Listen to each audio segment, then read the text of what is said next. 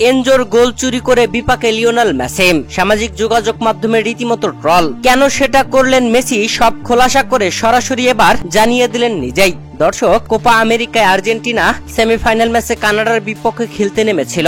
Group পর্বে দুর্দান্ত জয় তুলে নেওয়ার পরে কোয়ার্টার ফাইনালে, এরপরে সেমিফাইনালেও আর্জেন্টিনার দারুণ জয়, যেখানে কানাডার বিপক্ষে এই ম্যাচে আর্জেন্টিনা 2-0 গোলে জয় তুলে নিয়েছে। দুটি গোলের প্রথম গোলটি ম্যাচের 22তম মিনিটে হুলিয়ান আলভারেজ করেছিলেন, আর এরপরে দ্বিতীয়ার্ধে ম্যাচের 51তম মিনিটে ডিবক্সের ঠিক লাইন থেকে এনজো ফার্নান্দেস জোরালো শট নিয়েছিলেন। তবে এনজো ফার্নান্দেসের মারা সেই বলটি যখন গোলবারে ঢুকছিল, তখন সামান্য টাচ করে গোলটি নিজের খাতায় করে নেন লিওনেল মেসি। এমনই কথা উঠেছে যে মেসি ইচ্ছা করে এটা করেছেন। তবে এবার তার জবাব দিলেন লিওনেল মেসি। তবে মেসি এনজো ফার্নান্দেসের সাথেও কথা বলেছেন, আর টিআইসি স্পোর্টসে দেওয়া সাক্ষাৎকারে লিওনেল মেসি বলেন, আমি এনজোকে বলেছি ওর গোলটা কেড়ে নেওয়ার কোনো উদ্দেশ্যই ছিল না আমার, কিন্তু আমি দেখেছি গোলকিপার শুয়ে পড়ছে, বলটাও ধীরে আছে, তাই আমি বলের গতিপথ কিছুটা পরিবর্তন করে দিয়েছিলাম।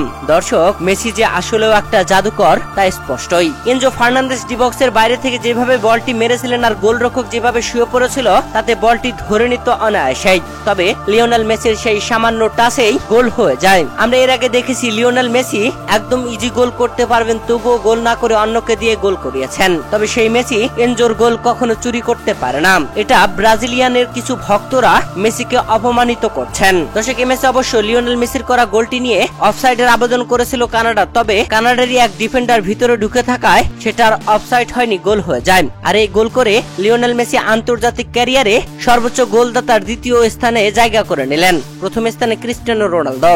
কানাডার বিপক্ষে এই ম্যাচে জয় তুলে নিয়ে আর্জেন্টিনা ফাইনালে ওঠে, আর অন্যদিকে উরুগুয়েকে হারিয়ে কলম্বিয়া ফাইনালে উঠেছে। আগামী 15 জুলাই বাংলাদেশ সময় সকাল 6টায় আর্জেন্টিনা ফাইনাল ম্যাচে যুক্তরাষ্ট্রের হার্ড রক স্টেডিয়ামে কলম্বিয়ার বিপক্ষে খেলতে নামবে।